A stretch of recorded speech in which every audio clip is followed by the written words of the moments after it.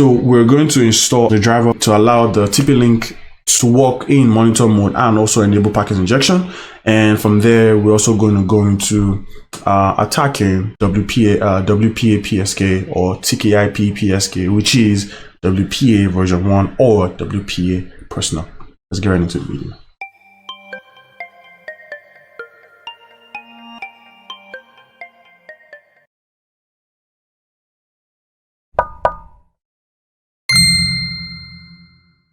Good afternoon, everyone. Welcome to Nimbus AI Academy. Today we'll be touching on wireless pen testing, and we'll be touching on a few protocols, encryptions, and authentication when it comes to wireless pen testing. The need for protocols in wireless networks came about when technology started to increase and Wi-Fi enabled devices also started to increase. There was a need for some form of protocol and encryption and an authentication method, basically a secure way in which data can be transmitted over Wi-Fi, and also a more safer way for devices to connect over a wireless network. Hence the reason why the protocols were created by the Wi-Fi Alliance. When it comes to wireless protocols, we have a few. We have the one which was initially created in the late, I think either mid to late 90s, which was the WEP, which was done away with by and was replaced by the WPA. So WEP is known as the Wide Equivalent Privacy. It had a lot of security issues, being that it could easily be attacked. Even when it was a little bit improved, it still had a lot of issues. So the WPA was brought about, which is the Wi-Fi protected access.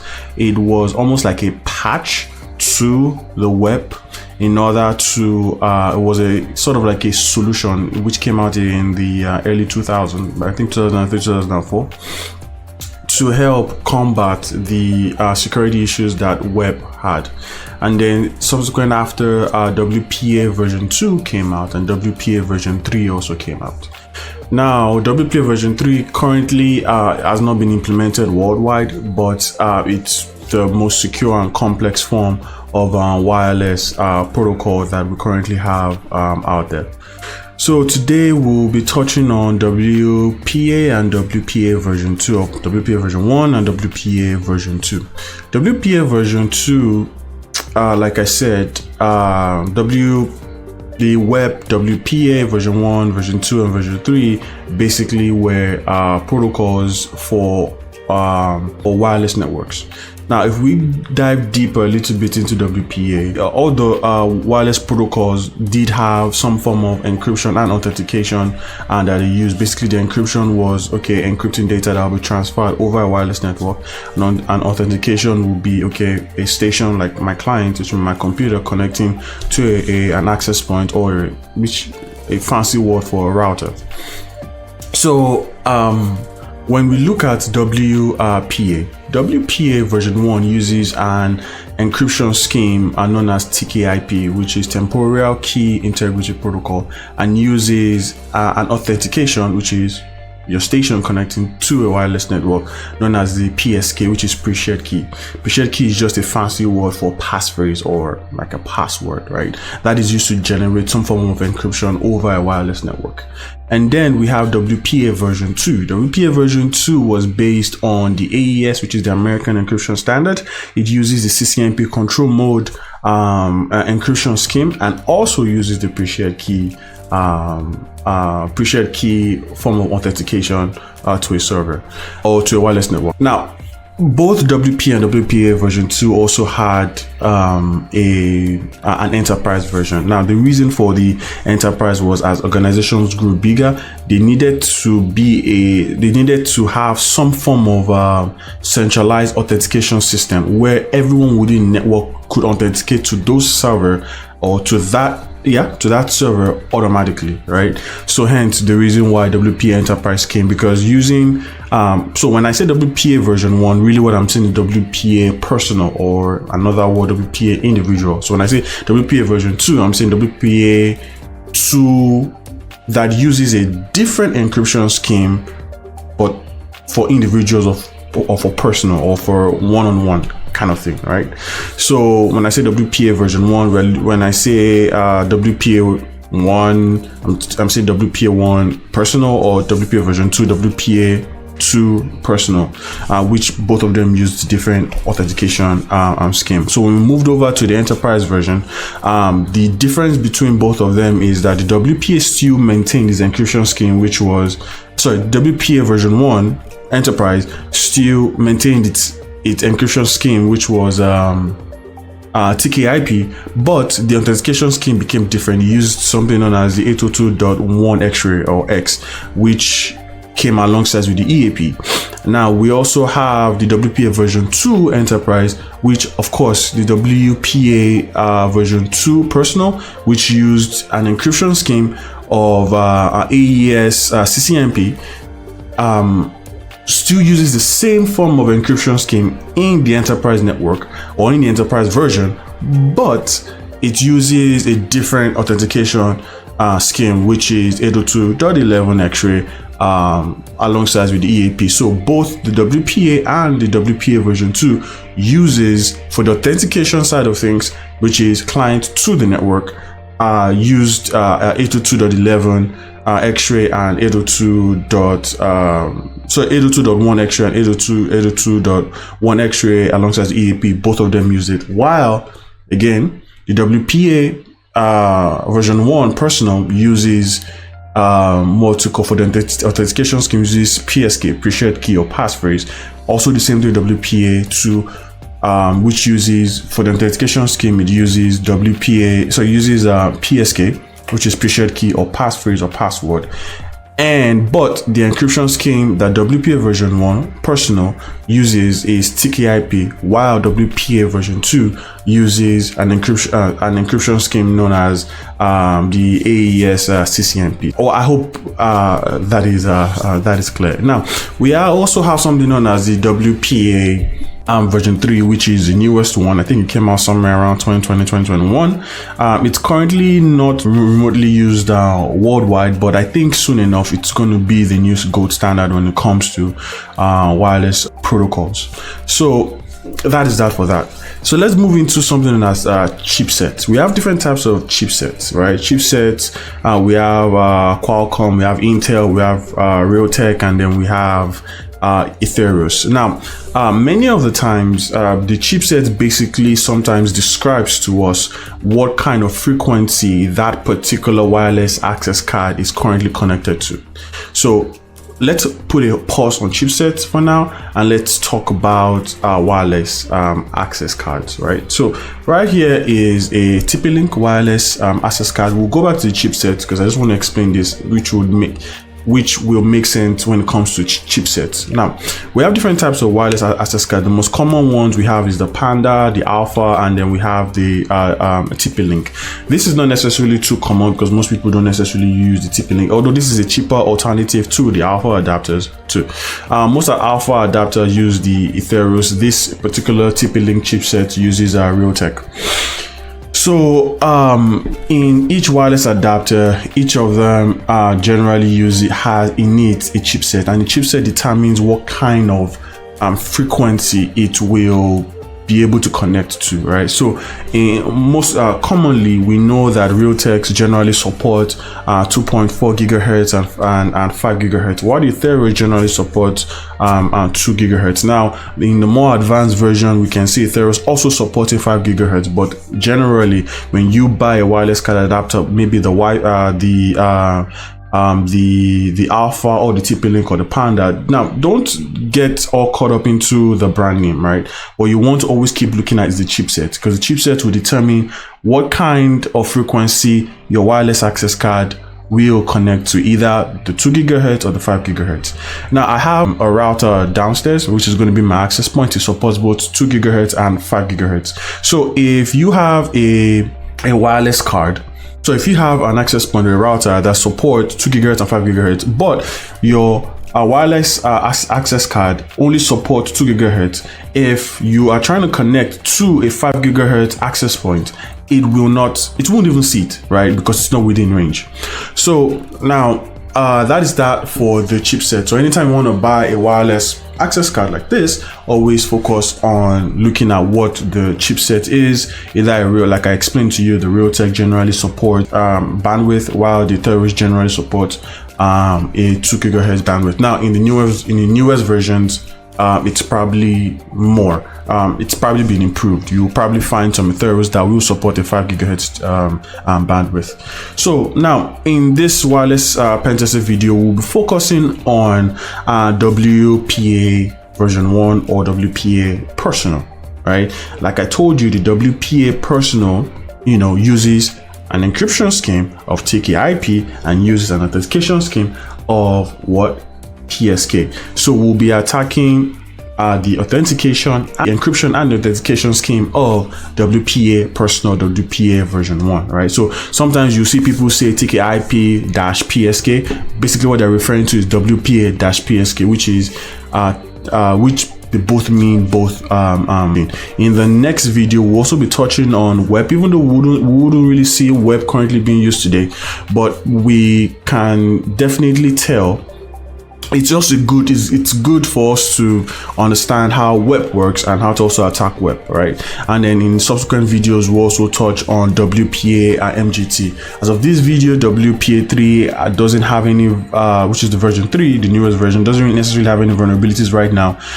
But if it does, I'll be sure to get in touch, create another video for it, and then we will attack it and we'll learn together. So now for this video, we're going to be attacking WPA personal. One of the things some of the tools we're going to need for you to follow along with this is where you're going to need the software you're going to need is the aircrack NG suite installed on your Kali Linux. Most Kali Linux operating system comes pre-installed with the aircrack NG suite, which is the tool we'll be using today.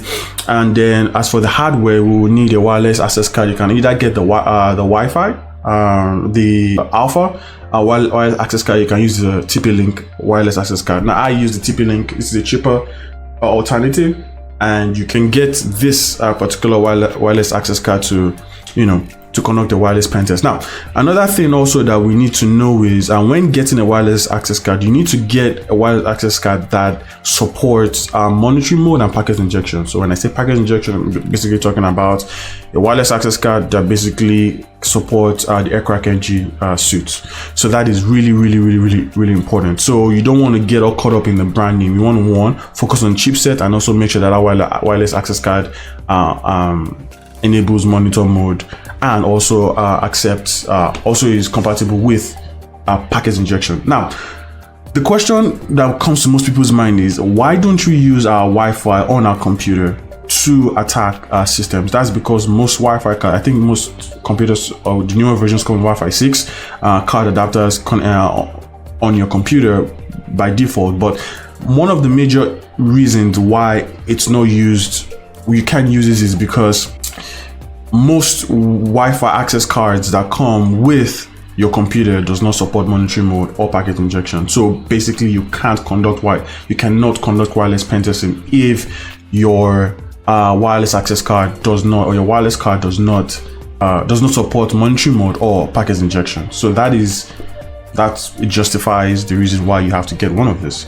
All right. So personally, I like David Bombo. I think I was listening to one of David Bombo's videos, and he doesn't necessarily recommend this. And the reason why he doesn't recommend this is for one reason. This is a TP-Link, so a TL Whiskey November 722 November, right? Now, why he doesn't recommend this is because the version 1 comes pre-installed by itself with the drivers to make the wireless access card go into monitor mode. So basically, if you connect the version 1 of this TP-Link straight into your computer, it enables monitor mode and packet injection like that by default. But with this, it doesn't necessarily. The version 2, version 3, which is what I have in my hand currently, does not support that, right? So you have to kind of install the driver for it. So And I think in one of those videos, he was saying that, I mean, if you are new to cybersecurity or you're new to wireless pen testing, you want to focus your time learning about different attacks and learning about wireless networks, like different cipher encryption, understanding what BSSID, ESSID, all those stuff, all those good stuff about wireless pen testing is. And he doesn't just like the idea that, okay, it doesn't come pre-installed, the drivers to make this compatible with Kali Linux to go into monitor mode. So he just didn't like that idea about this particular version 2, version 3, because he felt that you needed to focus more on other things as opposed to trying to figure out how to install this. But I'm going to help you today and to install the drivers on this. So I had to get a whole new operating system, so a whole new virtual machine, just so that we could work on this particular project together. So we're going to install the driver to allow the TP-Link to work in monitor mode and also enable packet injection. And from there, we're also going to go into attacking WPA PSK or TKIP PSK, which is WPA version 1 or WPA personal. Let's get right into it. All right, so right here is my VMware. I'm currently using the VMware Workstation Pro 17, which is the newest version. I think it's 17.2 is the newest version. This is what I have, and I'm using Kali Linux Purple. Of course, we all know that Kali Linux Purple is, the newest version of Kali Linux for digital forensic and incident response. Now, let's put in, let me put in my password. And so right now we have our Kali Linux operating system. I have the VMware Workstation Pro. Now you can use the regular VMware Workstation for the community version. It doesn't really matter. It will work all the same anyways. So let's get right into it. So we're going to open up our terminal, right? Now we're going to take our wireless access card and we're going to connect it to our workstation. Now, I don't know if I had said this in previously, but there are two major hardwares that you're going to require, that you're going to need to be able to follow this walkthrough. And I learned this when I was taking OSWP. One, you need a wireless access card and you need an access point. The access point will be a router. You can get any router, like I use the Linksys. I'm going to put the description to where you can get that router, and it supports both 2.4 gigahertz and support 5 gigahertz also itself. Right. So right now we're going to put this in, and I'm going to show you the version 1 and well, I can't show you version 1 because I don't have the version 1 with me, but I have the version 2 right over here. So I'm just going to show you one or two things. So we're going to connect this stuff to our card, and right now we are going to look at our virtual machine. And then right now the name of this particular, because I have two running currently, we're going to touch on the Kali Linux, the Nimbus-AI Kali over here. We're going to click OK. So to be sure that our wireless access card is actually connected to our computer, we're going to have to do wconfig. All right, and see. Oh wow, okay. We don't have this installed because this is fresh out of the box. So let's do that, because usually the community version has that pre-installed on there. Oh, does it? Maybe I had to install it. Who knows? But let's get right into it real quick. All right, so we'll do Actually, you can just use aircrackning. Can you use sudo m-on-ng and let's just click enter.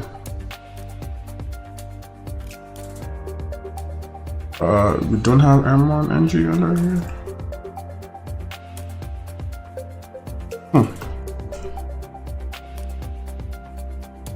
It's interesting.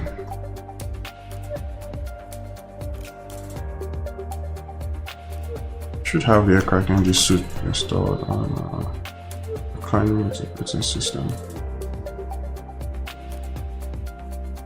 Okay, I guess we don't in the Kali Linux. Kali Linux Purple. That's interesting. Okay, so let's do it again. Sudo m-on -ng. All right. Okay. So right now we can see our interface card. The name is wireless LAN 0, and then we have the chipset, which is the TP-Link. Well, that's the manufacturer, but the chipset is the Realtek RL, so on and so forth, right? So now, if we use a tool known as Wi-Fi, all right, Wi-Fi is an automated tool for wireless pen testing, which would kind of scan the available networks on that is currently close to us. But what I want to do is I want to show you that this particular chipset, or this particular manufacturer, TP-Link, this version 2 over here, version 2. Make sure I'm recording. This version 2, version 3 does not have installed innate monitor mode. So when we do Wi-Fi, right? Okay, so we have to kind of actually Wi-Fi needs to run on root privilege, but we're going to install this right now. So hold on, let's just let Wi-Fi finish. So if we do ls USB, we can find the chipset over here, so we can see what it is right here. Right now, if we also do wconfig, let's just do wconfig real quick, we can see that right now our wireless access card is in managed mode, and we can't run our TP-Link wireless adapter on managed mode. It has to support monitor mode for us to conduct the wireless pen test, or any pen test for that matter, really, when it comes to wireless networks anyways.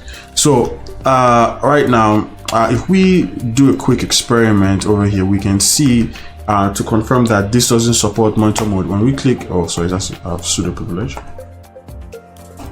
When we see what's going on, right, you can see first and foremost it fails. Why? Because currently the drivers on the drivers that should enable our wireless access card to support monitor mode, it does not exist right now. So when we look at it, you can see monitor mode here fails, right? So basically what we need to do is install the driver. So what we would do is we'll have to do is sudo to update all our references over here. Sudo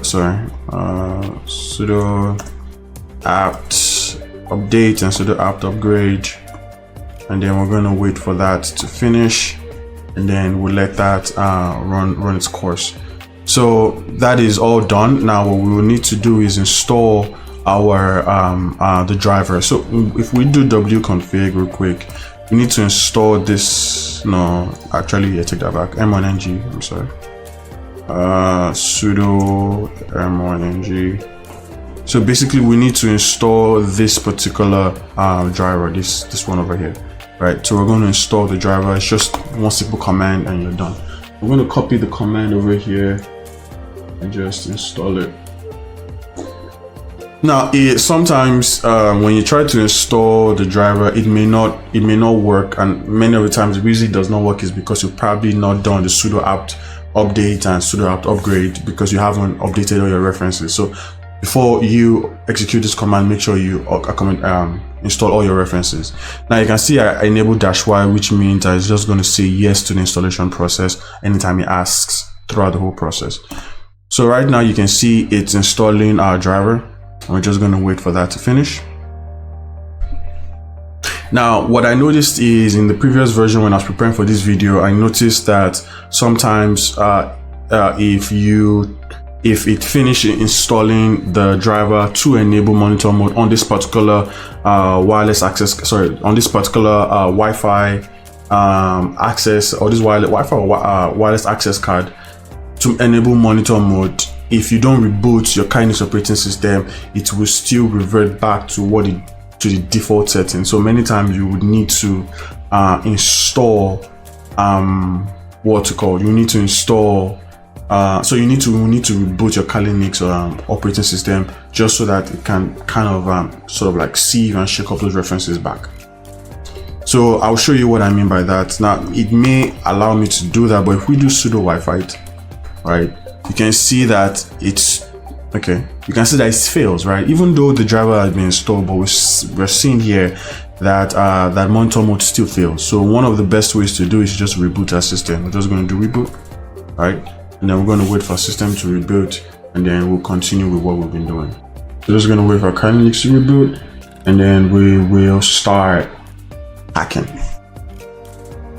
or I'll say evaluating the security posture of our access point running downstairs. So I'm going to put a description of, you know, the tools I use, this wireless access card, and you know, the access point, which is really what I'm saying is the router downstairs, you know. Okay.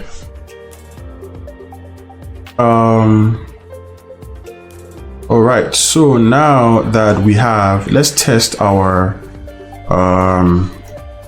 let's test whether our wireless access card right now is in monitor mode. So all we'll simply do is do sudo wifi again and put in our password. Voila, wireless access mode. Oops, sorry. What happened? Need to be able to see it. Okay, let me cancel this real quick because this has become silly.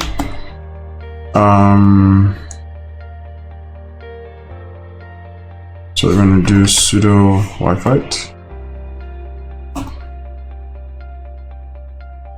Okay, get ready. Come on, let's go. So you can see using W0. Does it keep doing that? Okay, you know what? Never mind. I'm just going to use aircracker engine suite really. That'll be sudo m1-ng. Let's try and put it into. But anyways, in that previous, if you had seen this real quick, you can see that it had monitor mode enabled. So, but one of the other ways we can confirm that monitor mode actually works on our system is to actually use use m1-ng and actually start it in monitor mode, right? And then we'll confirm it using iwconfig to make sure that, okay, hey, it's actually in monitor mode. So what we'll do is we'll do sudo, but before we move on, we need to kill whatever processes. Actually, I need to kill the Wi-Fi processes, actually, whatever processes currently are running on that. All right, so I just want to ensure that it's going on, and then we can use m1-ng, you know, to start our wireless access card in monitor mode, just to confirm that our package was installed properly. So we can do start. We also saw that the interface, name of the interface is WLAN 0. So we're going to provide the name of the interface, and then we can see here that our card just enabled. So you can see here Mark 802.11 monitor mode already enabled. But we can also see here that certain processes are running, so we need to actually kill those processes real quick, right? I'm just to have to check what processes are running. Yeah, so we need to kill those processes by doing kill. So if we run that command again, we shouldn't be able to see anything over here. All right, we're good. But anyways, we can see that our device currently is in monitor mode. To confirm that, all right, so which means our driver worked. So to confirm that, we can do sudo iwconfig. All right, and we can see that's interesting. Let's do this again. And sometimes wconfig can be unstable too, so it's weird. All right, so let's see if our stuff was. Thought I did start. Okay, enabled. Let's do the iwconfig again. All right, voila. So we can see right now it's on monitor mode. So we can see monitor mode enabled, and then we can see right now it's on monitor mode. So that's that for that. Okay, all right. Now that we've set up our router, in the next video we're going to be touching on attacking WPA PSK, because I just realized that the video is pretty long. It's about 30 minutes right now, so I don't want to bore people. So I'll see you in the next video. Bye.